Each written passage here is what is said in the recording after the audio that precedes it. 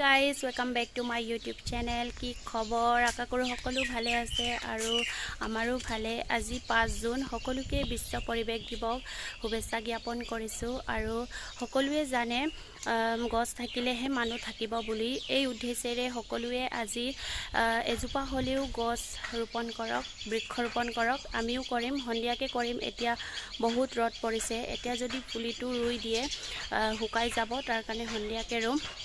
আৰু সকলোৱে গছ মৰম কৰিব, কাটি নেপেলাব আৰু যত্ন ল'ব সকলোৱে। আৰু সকলোকে বিশ্ব পৰিৱেশ দিৱস শুভেচ্ছা জ্ঞাপন কৰিছোঁ আৰু এবাৰ।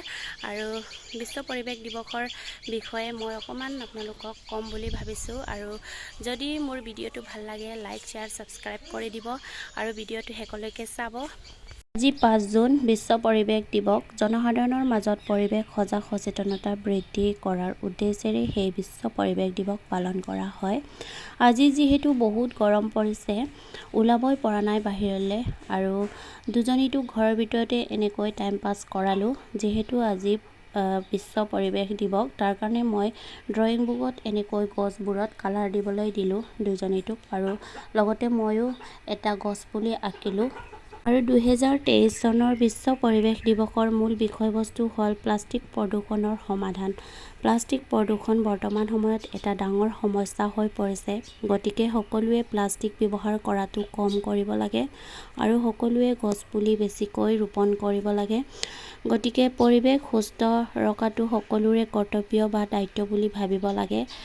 আহক আমি সকলোৱে বৃক্ষৰোপণ কৰোঁ আৰু লগতে পৰিৱেশ বিনষ্ট কাৰ্যকৰী হ্ৰাস কৰি এটা সুস্থ পৰিৱেশ গঢ়ি তোলো আহক। আৰু সকলোৱে গছপুলি ৰুম, আৰু ময়ো এতিয়া ৰুবলৈ কাৰণে ওলাই যাম বাহিৰলৈ। আৰু গাইজ এতিয়া আমি গছ ৰুবলৈ কাৰণে ওলাই আহিলোঁ, আৰু ইমান গৰম পৰিছে।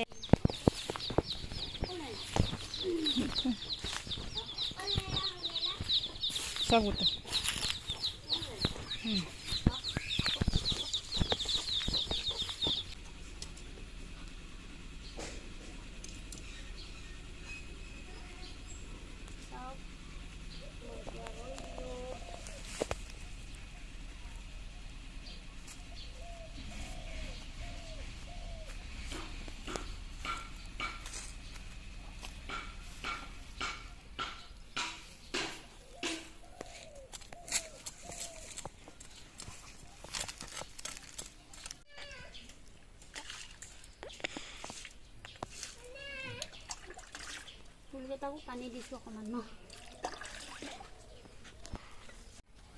আজি ফুলকেইটাকো অকণমান পানী দিছোঁ, বেচেৰা মৰি গৈছে।